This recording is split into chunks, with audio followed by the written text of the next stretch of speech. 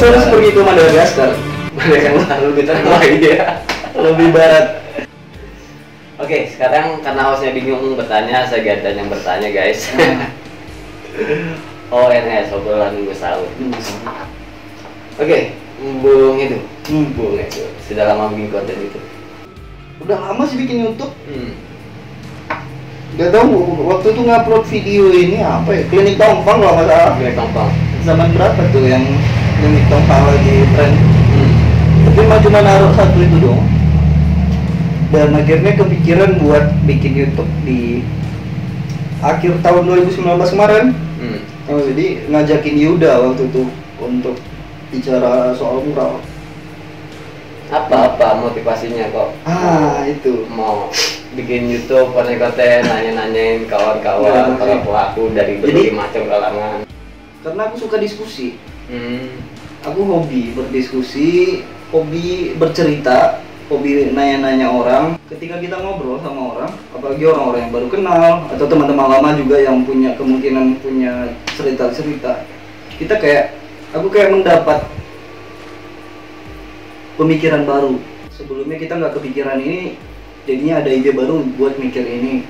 Atau kemungkinan kita pernah mikirin ini lalu kita melupakan itu, lalu ada teman-teman yang tiba-tiba mengingatkan itu lagi. Kepikiran gini, gimana kalau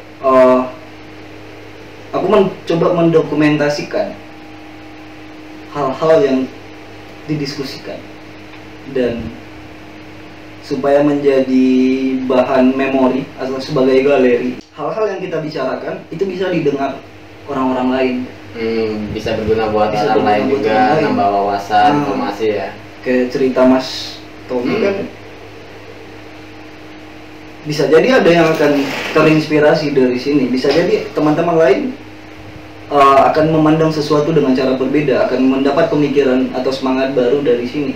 Nah, kalau kita bicara biasa aja, kita cuma berdua yang ngobrol ya, cuma kita aja yang akan mendapatkan ilham gitu.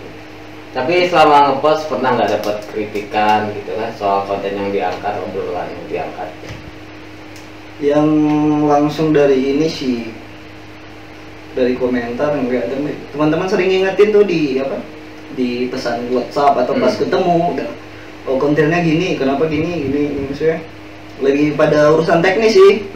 Secara ininya mereka suka dengan isinya, tapi malas nonton terlalu panjang. Nah itu yang paling banyak dikritik. Terlalu panjang juga ya, harus lebih ringkas lagi ya. Lebih ringkas. Tapi aku kayak apa sih yang mau diringkas dari obrolan yang sepanjang itu, bingung. Tapi kayaknya aku melihat ya setiap cerita itu ada jembatan-jembatan yang harus kita ini. Malas juga sih ngedit sebenarnya, tapi ya itulah. Tapi setiap detik itu berharga kok. Cari wifi makanya. Nah, satu keresahan besar juga bahwa di YouTube ya terlalu banyak konten-konten aneh sih aku pikir. Membuka YouTube, aku cuma menonton tayangan bola, highlight berita-beritanya, terus beberapa kayak misalkan 7 fakta menarik, itu aku suka tuh. Dan podcast, terus orang-orang ngobrol-ngobrol hal-hal inspiratif. Yang hobi-hobi aja ya, suka ditonton ya? Iya, suka. Jadi, tetapi yang paling banyak trending, itu kan hal-hal yang konyol, misalkan karena kan, anak si ini tangannya kejepit. Apaan maksudnya? Apa sih? Karena kan apa kita harus rame-rame beli betadine terus kita sumbangin? Enggak, karena kan nggak suka di situ.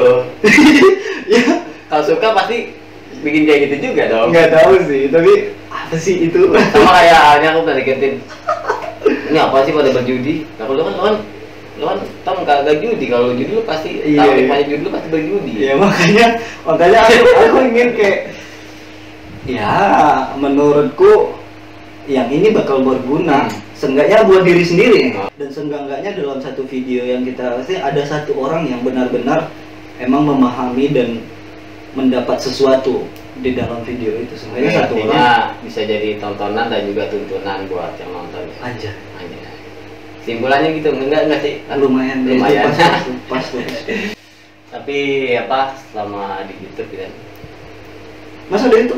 ada dong. Oh iya. Itu juga awalnya iseng karena memori HP nggak cukup kan, jadi aku edit sendiri, aku naikin. Isinya apa? Ya konten-konten aku pernah singgah di beberapa tempat, aku bikin workshop sama yang dikenal sama yang nggak kenal, aku bikin workshop kayak gitu. Kayak kemarin di Padang sini di Sungai Bangi, aku mau mandi-mandi sambil. Oh itu menarik tuh mas. Aku sempat lihat fotonya. Foto apa video sih kemarin? Video ya, mas tunjukkan. Itu ada anak sekolah lagi pada mandi-mandi kan, lagi workshopin gelang. Mas bikin gelang sama anak-anak di Sungai Bangi. Dan itu nggak ada yang kenal. Iya. Keren. Mereka semangat mau belajar, Anak-anak keren. Jakarta jauh juga dari lokasi Sungai Bangi gitu mereka tinggal. Wah mereka lagi mandi-mandi aja. Jadi mandi aja. Nah itu paling ya, memori kita momen-momen apa ya yang nggak mungkin direncanain atau apa ya. Ya gitu ya, sayang daripada jadi sampah doang, menemukan memori ya aku edit sendiri naik gitu. Cakep. Pesannya buat seseorang atau sesuatu kayak pesannya kalau buat dari sisi tato khususnya yang tradisional, buat teman-teman yang di luar daerah Kalimantan atau apa, coba menghargai motif-motif pendahulu kita yang sudah membuat gitu kan, karena mereka nggak asal buat, ada dialog-dialog tentang semestanya, dialog-dialog tentang memori kolektifnya hidupnya, jadi tolong dihargai juga proses pendahulu kita gitu kan. Untuk para pentato custom ya custom sah saja, tapi coba belajar menghargai pendahulu kita. Kalau bisa kita belajar dari situ bagaimana cara membuat motif itu. Kalau di dunia tato itu, kalau di dunia perjalanannya bersepeda gitu kan, semoga untuk komunitas sepeda semua jangan cuma komunitas pencitraan gaya-gayaan, tapi yang fungsikan sepeda sebagai sepeda gitu kan. Jangan sepeda sebagai pajangan untuk foto-foto selfie aja. anjay. Oke, sementara itu aja. Setelah masa pandemi ini ada rencana ini nggak mas? Perjalanan selanjutnya? Atau Masih mau ingin fokus memantau memantau aja. aja? Oke. Semoga terwujud setelah masa pandemi ini berakhir. Mari kita doakan dunia semakin membaik, manusia semakin menjadi manusia yang cakep. Semoga kebaikan terus menyertai kita semua. Saya Edohia dan Sementara tahun. Mohon pamit undur diri dan inilah Gang Sumatera.